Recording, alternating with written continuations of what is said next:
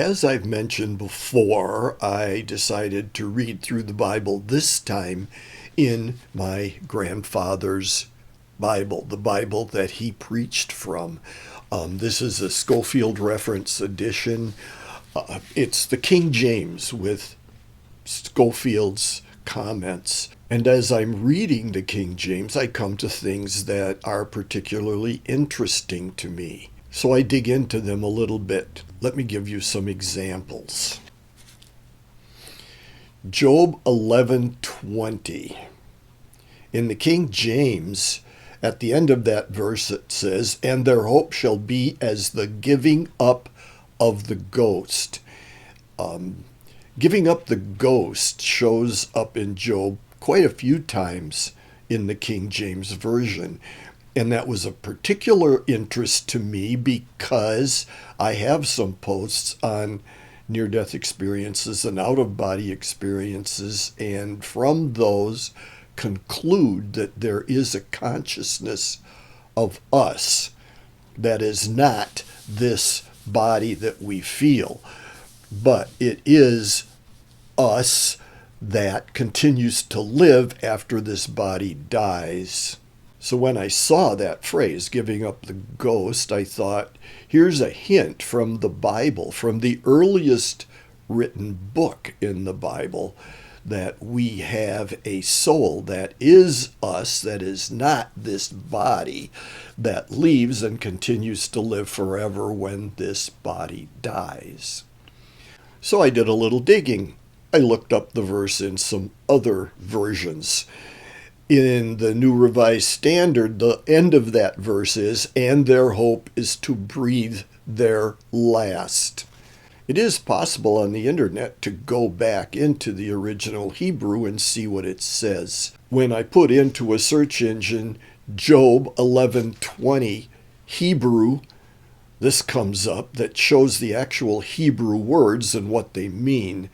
There is a word there that seems to mean life.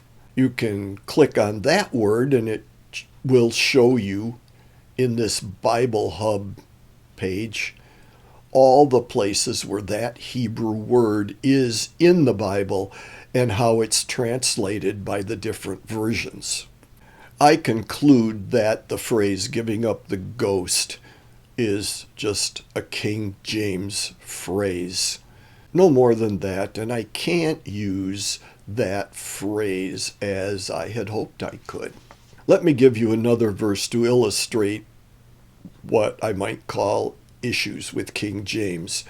Isaiah 19:10 in the New Revised Standard Version says, "Its weavers will be dismayed, and all who work for wages will be grieved." And I've looked that up in other translations, and the wording is slightly different, but that is the idea. In King James, this verse says, "And they shall be broken in the purposes thereof, all that make sluices and ponds for fish." Quite different. And a big one that got me started on doing this post, in Job 13, I came to the verse in King James because, again, I'm reading it in my grandpa's Bible. "Though he slay me, yet will I trust him, but I will maintain mine own ways before him." Job 13:15. "Though he slay me, yet will I trust him." I was going to mark that in my app, but in my app, I flipped between New American Standard and New Revised Standard, and I got to the New Revised Standard, and that verse says, "See, he will kill me. I have no hope, but I will defend my ways to his face."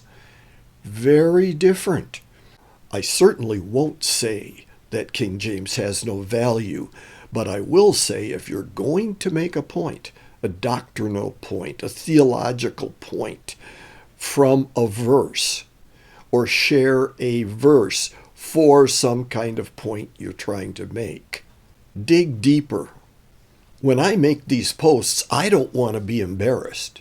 You don't want to be embarrassed. Take the time. Do the study.